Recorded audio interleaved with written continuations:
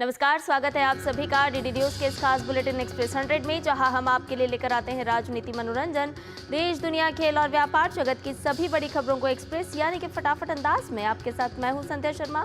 तो देखिए खबरें तेज रफ्तार से। गृह मंत्री अमित शाह मध्य प्रदेश के नीमच में 86वें सीआरपीएफ दिवस परेड समारोह में मुख्य अतिथि के रूप में हुए शामिल। इस मौके पर अमित शाह ने शहीद स्थल पर बल के वीर शहीदों को श्रद्धांजलि अर्पित की। अमित शाह ने सीआरपीएफ के जवानों द्वारा किए परेड मार्च का निरीक्षण किया। कार्यक्रम में एमपी के मुख्यमंत्री डॉक्टर मोहन यादव भी मौजूद रहे। 86वें सीआरपीएफ दिवस परेड समारोह को संबोधित करते हुए गृह मंत्री अमित शाह ने सीआरपीएफ की शौर्यता का उल्लेख किया। इस मौके पर अमित शाह ने नक्सल विरोधी पहल की सफलता का जिक्र करते हुए कहा कि नक्सलियों को आज 4 जिलों में समेटने में सीआरपीएफ का बहुत बड़ा योगदान है। हरियाणा लैंड स्कैम से जुड़े मनी लॉन्ड्रिंग के मामले में रॉबर्ट वाड्रा से ईडी आज भी पूछताछ कर रही है। ईडी दफ्तर में वाड्रा से पिछले 2 दिन से पूछताछ हो रही है। ये पूरा मामला साल 2018 का है। इसी मामले में ईडी वाड्रा के कंपनी पर वित्तीय अनियमितताओं की जांच कर रही है।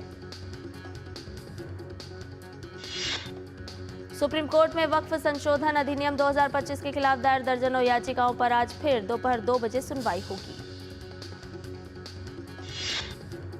अधिनियम की वैधता को चुनौती देने वाली 72 से अधिक याचिकाओं के समूह पर कल हुई सुनवाई में chief justice Sanjeev Khanna, justice Sanjay Kumar और केवी विश्वनाथन की बेंच ने करीब 2 घंटे सुनवाई के बाद कोई फैसला या निर्देश नहीं दिया है।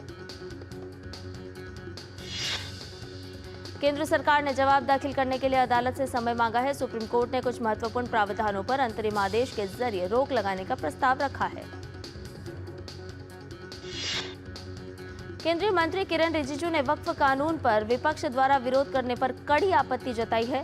उन्होंने कहा कि वक्फ कानून का हर जगह स्वागत किया जा रहा है, लेकिन विपक्ष वोट बैंक के तुष्टीकरण के लिए प्रदर्शन कर रहा है।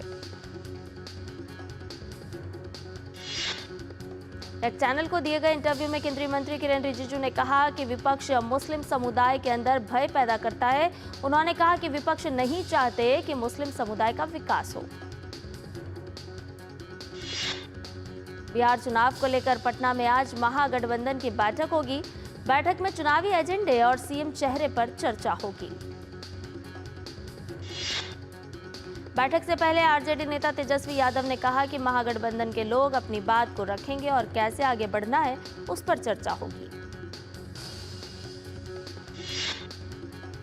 गृह राज्य मंत्री और भाजपा के वरिष्ठ नेता नित्यानंद राय ने महागठबंधन की बैठक को लेकर तंज कसते हुए कहा कि राजद और कांग्रेस के बीच कुर्सी को लेकर महाजंग चल रही है। नित्यानंद राय ने कहा कि अगले मुख्यमंत्री नीतीश कुमार होंगे और किसी नेता की कोई गुंजाइश नहीं है। जेडीयू नेता राजीव रंजन प्रसाद ने आरजेडी पर जमकर निशाना साधा है। उन्होंने कहा कि कांग्रेस और राजद के बीच अविश्वास की भावना है। राजीव रंजन प्रसाद ने बिहार विधानसभा चुनाव में जीत का दावा करते हुए कहा कि बिहार के प्रजन महादेश जेडीयू के पक्ष में है और बिखरा हुआ महागठबंधन का बिहार के चुनाव में कोई मुकाबला नहीं है। वहीं राजद नेता शक्ति सिंह यादव ने बिहार में आगामी विधानसभा चुनाव में तेजस्वी यादव को जीत का चेहरा बताया। उन्होंने कहा कि तेजस्वी यादव के नेतृत्व में पार्टी आगे बढ़ रही है। बसपा सुप्रीमो मायावती ने समाजवादी पार्टी पर दलित वोटों के लिए तनाव और हिंसा भड़काने का आरोप लगाया। उन्होंने सपा की बयानबाजी और कार्यक्रमों को संकीर्ण स्वार्थ की राजनीति करार दिया। मायावती ने दलितों, पिछड़ों और मुस्लिमों से सपा के बहकावे में न आने की अपील भी की है। मायावती ने तीखा हमला करते हुए सोशल मीडिया प्लेटफॉर्म एक्स पर पोस्ट किया। केंद्रीय मंत्री और पश्चिम बंगाल भाजपा अध्यक्ष सुकांत मजूमदार मुर्शिदाबाद के हिंसा पीड़ितों और भाजपा नेताओं के साथ कोलकाता में डीजी कार्यालय पहुंचे और विरोध प्रदर्शन किया। सुकांत मजूमदार ने कहा कि डीजीपी ने पीड़ित परिवारों की बात को गंभीरता से न लेते हुए मुश्किल से 10 मिनट ही बात की। वहीं भाजपा नेता लॉकेट चटर्जी ने कहा कि ममता बनर्जी के पास मुर्शिदाबाद हिंसा पीड़ितों से मिलने के लिए समय नहीं है। मुर्शिदाबाद हिंसा के पीड़ित राज्यपाल से मुलाकात करेंगे। पीड़ितों के साथ भाजपा प्रदेश अध्यक्ष डॉक्टर सुकांत मजूमदार भी रहेंगे मौजूद। वहीं हिंसा पीड़ित दास परिवार ने राज्य सरकार की वित्तीय सहायता लेने से किया इनकार। रक्षा मंत्री राजनाथ सिंह ने कहा कि make in India for the world के विजन के साथ भारत अपनी रक्षा जरूरतें पूरी करेगा और दुनिया की जरूरतों को भी पूरा करेगा। नई दिल्ली के मानेकशॉ सेंटर में द विक डिफेंस कॉन्क्लेव को संबोधित करते हुए रक्षा मंत्री ने कहा कि रक्षा उत्पादों को लेकर भारत वैश्विक आपूर्ति श्रृंखला में महत्वपूर्ण भूमिका निभाने के लिए तैयार है। बीजेपी के शीर्ष नेताओं के बीच बैठकों का दौर है जारी। बीते 2 दिनों में बीजेपी के राष्ट्रीय अध्यक्ष जेपी नड्डा, गृह मंत्री अमित शाह और रक्षा मंत्री राजनाथ सिंह के बीच पार्टी के संगठन से जुड़े मुद्दों को लेकर अहम चर्चा हुई है। बीजेपी के मौजूदा अध्यक्ष जेपी नड्डा का अध्यक्षीय कार्यकाल पहले ही पूरा हो चुका है। उनके विस्तार दिए जाने के बाद की अवधि भी पूरी हो रही है और ऐसे में जल्द ही बीजेपी अपने नए राष्ट्रीय अध्यक्ष का चुनाव कर सकती है। बिहार में राष्ट्रीय जनता दल के विधायक रितलाल यादव ने कोर्ट में सरेंडर कर दिया है। एक बड़े बिल्डर ने रितलाल यादव पर रंगदारी मांगने और उन्हें जान से मारने की धमकी देने का आरोप लगाया था। आरजेडी विधायक रितलाल यादव के साथ साथ उनके भाई पिंकू यादव, भगीना श्रवण यादव व चिक्कू यादव ने भी एसीजेएम 5 के न्यायालय में सरेंडर किया है। आप नेता दुर्गेश पाठक के घर पर सीबीआई ने छापेमारी की है। सीबीआई ने दुर्गेश पाठक के खिलाफ एफसीआरए उल्लंघन का मामला दर्ज किया है। दिल्ली भाजपा अध्यक्ष वीरेंद्र सचदेव आम आदमी पार्टी पर हमला बोलते हुए कहा कि आम आदमी पार्टी अब चंदाखोर पार्टी बन गई है। प्रधानमंत्री नरेंद्र मोदी के पूर्व प्रधानमंत्री चंद्रशेखर की जयंती पर उन्हें श्रद्धांजलि दी। उन्होंने एक पोस्ट में कहा कि उन्होंने अपनी राजनीति में देश हित को हमेशा सर्वोपरि रखा। विमान वस्तु हितों का संरक्षण अधिनियम 2025 को राष्ट्रपति की मंजूरी मिल गई है और इसे अधिसूचित कर दिया गया है। इस अधिनियम का उद्देश्य विमान, हेलीकॉप्टर और इंजन जैसी उच्च मूल्य वाली संपत्तियों के लिए कानूनी स्पष्टता और एकरूपता प्रदान करके विमान वित्त पोषण और पट्टे को मजबूत करना है। महाराष्ट्र स्कूल शिक्षा विभाग ने पूरे महाराष्ट्र में मराठी और अंग्रेजी माध्यम के स्कूलों में कक्षा 1 से 5वीं तक के छात्रों के लिए हिंदी अनिवार्य कर दी है। महाराष्ट्र के स्कूलों में अब तक 2 भाषाएं पढ़ाई जाती थी, लेकिन नई शिक्षा नीति के तहत छात्रों को 3 भाषा फॉर्मूला के अनुसार शिक्षा दी जाएगी। नया पाठ्यक्रम 2025-26 से लागू होगा। हिमाचल प्रदेश में एक बार फिर मौसम ने कहर बरपा दिया है। कल देर रात तेज अंधड़ और बारिश में शिमला, कांगड़ा, ऊना, हमीरपुर समेत कई जिलों में भारी नुकसान हुआ।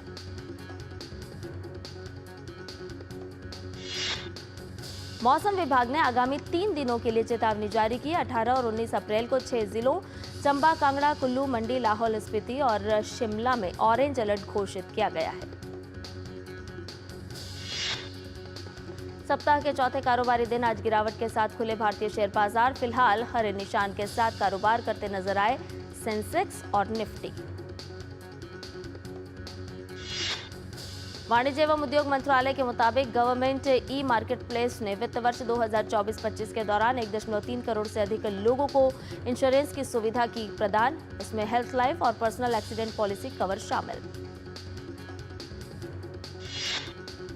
वाणिज्य और उद्योग मंत्रालय के आंकड़ों के मुताबिक मार्च में भारत का वस्तु और सेवा निर्यात 2.65% बढ़कर $73.61 बिलियन हुआ। भारत में पहली बार ट्रेन के अंदर लगी एटीएम मशीन, इसका पहला प्रयोग महाराष्ट्र की मनमाड़ सीएसएमटी पंचवटी एक्सप्रेस में किया गया और इसका ट्रायल भी सफल रहा। इस पहल को एटीएम ऑन व्हील्स नाम दिया गया है। सोने की कीमतों में लगातार तेजी जारी, बुधवार को बना नया ऑल टाइम हाई रिकॉर्ड। आईबीजे के मुताबिक 24 कैरेट सोने की कीमत में 24 घंटे में 1477 रुपए प्रति 10 ग्राम की बढ़ोतरी हुई।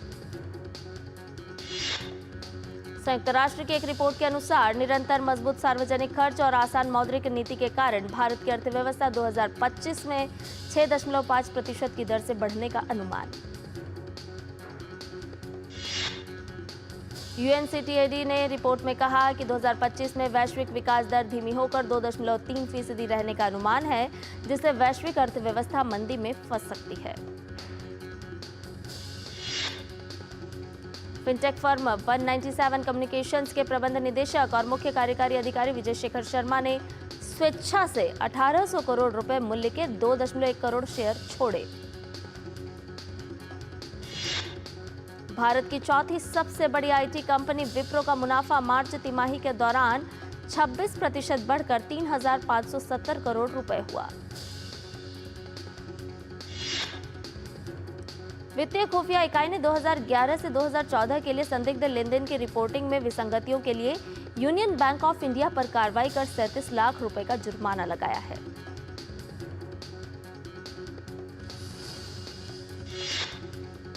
और बुलेटिन में फिलहाल रुक रहे हैं एक छोटे से ब्रेक के लिए, जल्द हाजिर होंगे।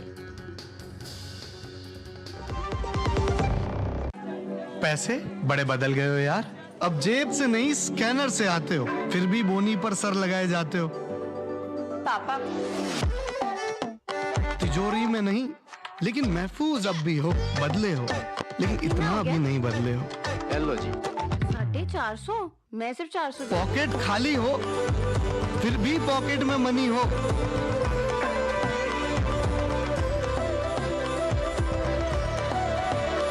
मॉडर्न हो गए हो, लेकिन ख्याल अब भी सबका रखते हो। बदले हो, लेकिन इतना भी नहीं बदले हो।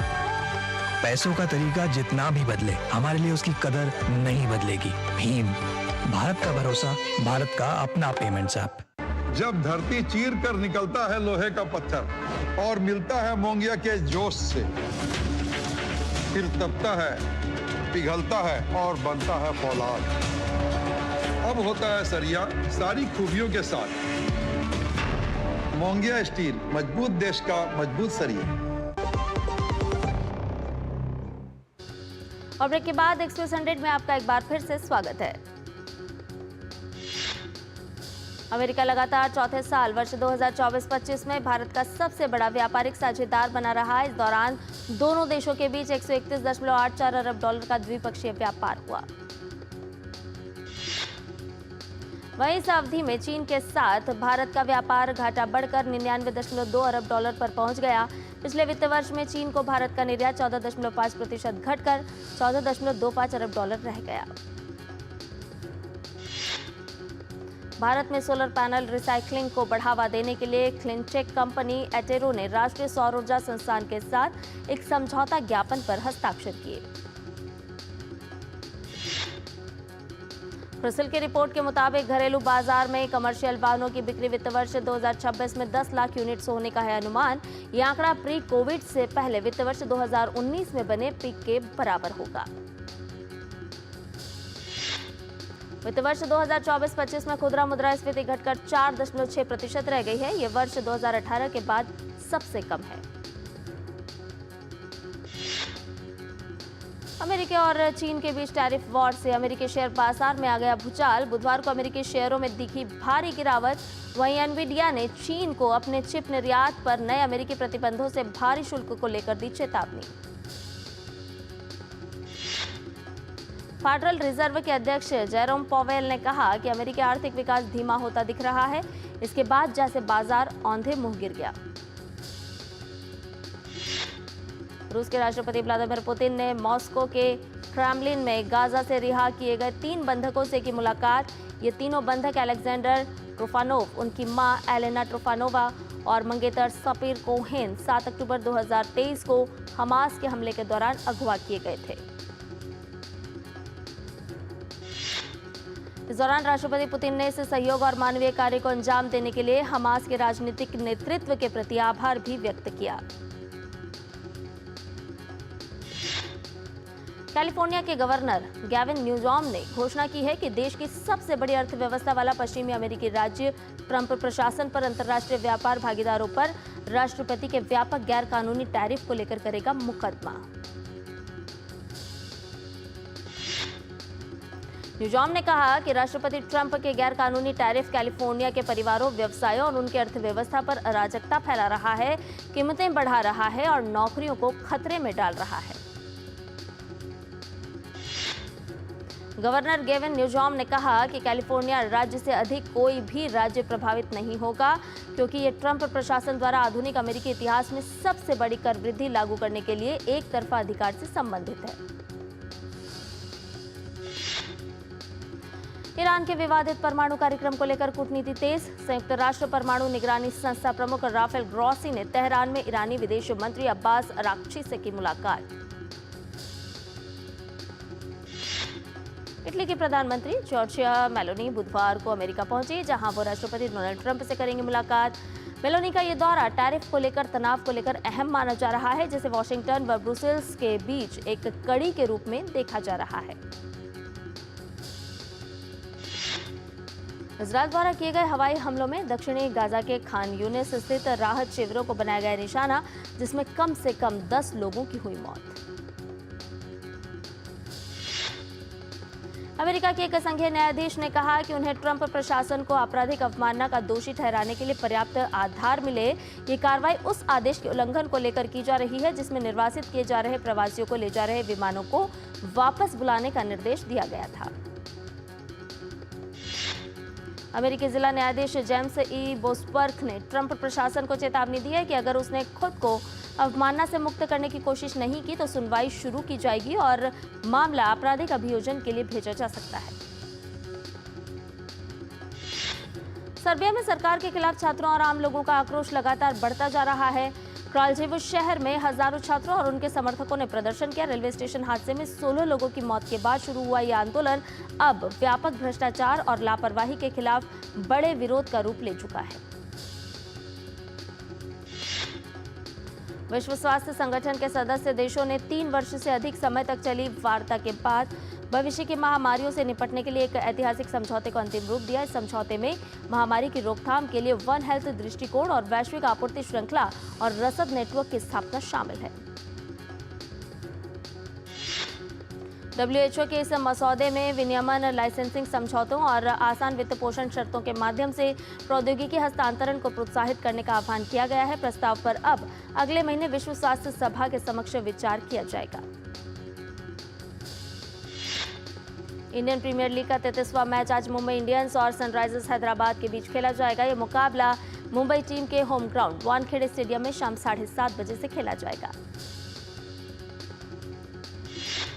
मुंबई इंडियंस और सनराइजर्स हैदराबाद के बीच इस सीजन का ये पहला मुकाबला खेला जाएगा।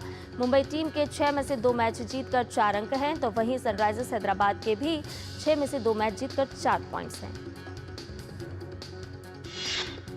इंडियन प्रीमियर लीग का पहला सुपर ओवर बुधवार को अरुण जेटली स्टेडियम में राजस्थान रॉयल्स और दिल्ली कैपिटल्स के बीच खेला गया। इस सुपर ओवर में दिल्ली कैपिटल्स ने जीत दर्ज की। सुपर ओवर में राजस्थान ने पहले बैटिंग करते हुए 11 रन बनाए। दिल्ली ने 4 गेंद पर टारगेट हासिल कर लिया। इसके लिए 189 रनों के लक्ष्य का पीछा करते हुए राजस्थान ने 4 विकेट पर 188 रन बनाए। इस हार के बाद राजस्थान रॉयल्स अंक तालिका में 8वें स्थान पर पहुंच गई है। टीम ने अब तक 7 में से केवल 2 मैच ही जीते हैं। राजस्थान रॉयल्स के अगले 3 मुकाबले 19 अप्रैल को लखनऊ सुपर जॉयंट्स, 24 अप्रैल को रॉयल चैलेंजर्स बेंगलुरु और 28 अप्रैल को गुजरात टाइटंस के खिलाफ होंगे। इंडियन प्रीमियर लीग में मंगलवार को अरुण जेटली स्टेडियम में राजस्थान रॉयल्स और दिल्ली कैपिटल्स के बीच खेले गए मैच के दौरान राजस्थान के कप्तान संजू सैमसन चोटिल हो गए और रिटायर्ड हर्ट होकर उन्हें मैदान से बाहर जाना पड़ा। राजस्थान रॉयल्स के 189 रनों के लक्ष्य का पीछा करते हुए संजू सैमसन 6ठे ओवर में लेग स्पिनर विप्रज निगम की गेंद पर कट शॉट लगाने की कोशिश में घायल हुए। चोट की वजह से संजू सैमसन सुपर ओवर में भी मैदान पर नहीं उतर पाए। ओलंपिक खेलों में 124 साल बाद क्रिकेट की वापसी होने जा रही है और इसके लिए अमेरिका के साउदर्न कैलिफोर्निया के पोमोना शहर में खास अस्थायी स्टेडियम बनाया जाएगा, जो इस खेल का आयोजन स्थल होगा। लॉस एंजलिस 28 ओलंपिक आयोजक समिति ने अमेरिका के साउदर्न कैलिफोर्निया के पोमोना शहर में क्रिकेट आयोजन स्थल बनाए जाने की घोषणा की है। इंग्लिश क्लब आर्सेनल ने चैंपियंस लीग 2024-25 सीजन में शानदार प्रदर्शन करते हुए मौजूदा चैंपियन रियल मैड्रिड को क्वार्टर फाइनल में 5-1 के एग्रीगेट स्कोर से मात दी। आर्सेनल ने 2-1 से जीत दर्ज कर 16 साल बाद सेमीफाइनल में जगह बनाई। अब उनका मुकाबला पेरिस सेंट जर्मेन से होगा। आर्सेनल का सामना सेमीफाइनल में पेरिस सेंट जर्मेन से होगा, जो इस सीजन में भी दमदार लय में है। इंटर मिलान ने यूएफए चैंपियंस लीग 2024-25 के क्वार्टर फाइनल के रोमांचक मुकाबले में बायर्न म्यूनिख को 4-3 के एग्रीगेट स्कोर से हराकर सेमीफाइनल में अपनी जगह पक्की कर ली है। बुधवार देर रात सान सिरो स्टेडियम में हुए दूसरे लेग का मुकाबला 2-2 की बराबरी पर खत्म हुआ। पहले लेग में मिली 2-1 की जीत के चलते इंटर मिलान ने अंतिम 4 में प्रवेश किया। अब इंटर का मुकाबला सेमीफाइनल में बार्सिलोना से होगा। निर्देशक त्रिनिधा राव नक्कीना की क्राइम कॉमेडी फिल्म चौरीपाटम 25 अप्रैल को सिनेमाघरों में रिलीज होगी। निर्देशक त्रिनिधा राव नक्कीना ने थिएटर में लोगों को न पहुंचने पर चिंता व्यक्त करते हुए कहा कि यह स्थिति बहुत डरावनी और कहीं न कहीं हम दर्शकों को थिएटर तक लाने में विफल हो रही है। साउथ सुपरस्टार कच्चा सुदीप ने अपने dream project science fiction action film BRB first blood की शूटिंग शुरू होने की आधिकारिक घोषणा की है। हेमा मालिनी ने अभिनय की दुनिया में अपनी वापसी को लेकर कहा कि आजकल जो पिक्चर बनती है वो उसमें फिट नहीं होती। उन्होंने कहा कि वो जिसमें फिट हो सके वैसी फिल्म अलग से बनानी होगी। 24 अप्रैल को मुंबई के लता दीनानाथ मंगेशकर नाट्यगृह में आयोजित होगा गुरु दीनानाथ मंगेशकर का 83वां स्मृति दिवस, जिसमें कला क्षेत्र से जुड़ी कई हस्तियों को किया जाएगा सम्मानित। सुनील शेट्टी, श्रद्धा कपूर को भारतीय सिनेमा में योगदान के लिए लता दीनानाथ मंगेशकर पुरस्कार से किया जाएगा सम्मानित। वहीं सोनाली कुलकर्णी को भी थिएटर फिल्मों में अपने उम्दा काम के लिए मिलेगा अवार्ड। फिल्म निर्देशक और कहानीकार Shekhar Kapoor Istanbul film festival में जूरी के अध्यक्ष की भूमिका निभाएंगे। साथ ही शेखर इस्तांबुल के एक बड़े फिल्म स्कूल में करेंगे अध्यापन। कन्नड़ सुपरस्टार शिवराज कुमार रजनीकांत की फिल्म जेलर 2 में एक बार फिर से करेंगे कैमियो। अभिनेता ने खुद की आधिकारिक पुष्टि। राजकुमार राव और वामिका गब्बी की आगामी फिल्म भूल चूक माफ का पहला गाना कोई ना हुआ रिलीज। कन्नड़ अभिनेता उपेंद्र ने रजनीकांत के साथ काम करने के अपने अनुभवों को साझा करते हुए कहा कि वो मेरे लिए द्रोणाचार्य की तरह हैं और मेरे लिए रजनीकांत के बगल में खड़ा होना ही काफी है। फिल्म हजारों ख्वाहिशें ऐसी के रिलीज को पूरे हुए 20 साल। इस खास मौके पर अभिनेत्री चित्रांगदा सिंह ने पुरानी यादों को ताजा करते हुए कहा कि इस फिल्म ने उन्हें सिनेमा की दुनिया से परिचित कराया था। रणवीर सिंह की आगामी फिल्म डॉन 3 में बड़ा बदलाव। कियारा आडवाणी की जगह एक नई लीड एक्ट्रेस शर्वरी वाघ की फिल्म में हुई एंट्री।